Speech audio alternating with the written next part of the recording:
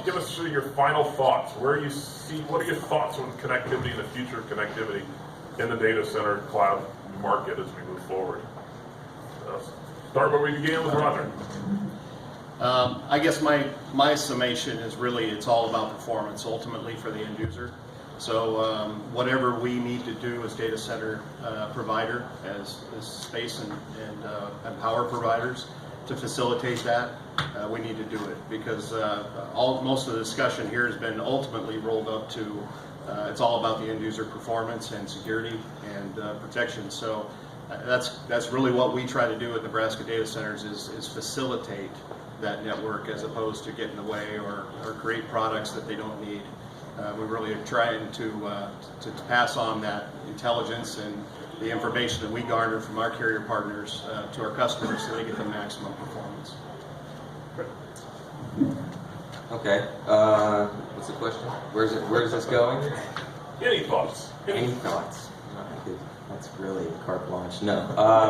I think so. Kind of the future of where I see data centers and connectivity going is everything's going to have a purpose, right? Within your application stack, some things need to be delivered and talk to 40 networks. Some need to be spinning disks all the time, right? So the panel just before us talked about, the potential of one big 20 megawatt user. And so that's fine, for those spinning disks, but when you actually need to get the content delivered, you still need all these other data centers. So you're not just going to have these big boxes that are just going to be good at keeping things cold. You need to have all the other pieces of the ecosystem, and they all need to be connected. That's it. Yeah, I mean, as one of the world's largest IP traffic, peering platforms, something we've seen in the past year and a half is IP traffic growth that's exceeding the growth in the past 4 years. So, and that's being driven by mobile data, Internet of Things. We have these wearable devices. I think that will just continue. That trend is here to stay, and probably not a fad. And that will continue to drive the importance of connectivity in the data center. Data centers without network are a heat sink. So you need network to connect. And as we go through the evolution, people are going to want to connect to applications within a data center ecosystem and between data center ecosystems. And being able to stand up those connections quickly and easily and on the fly is really what we see as the direction that things are going in. It's not one 20 meg environment. It's a bunch of folks living within, and the ability to connect between those quickly and easily is really going to be the driver. I mean, at the end of the day, the sun is going to turn from white, yellow to orange and consume the earth when it expands. But that's about a billion years. We're not supposed to talk about cloud. No. So let's talk about cloud, right? I thought that last night.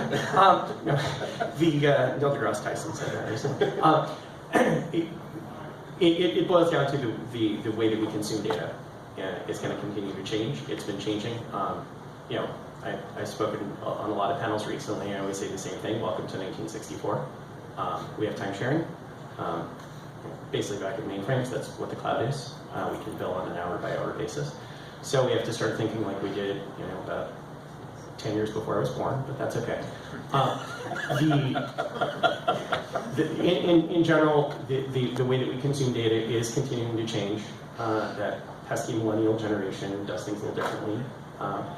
And applications are going to need to be brought closer to, are going to need to be brought closer to the edge, which is going to make for some interesting edge data center opportunities, certainly for SDNs. And the modern IT consumer, which are also 25-year-old developers, don't have the same tolerance for purchasing.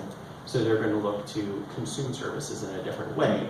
And we as operators, whether it's a network operator, a data center operator, or in our case, I'd like to say that we're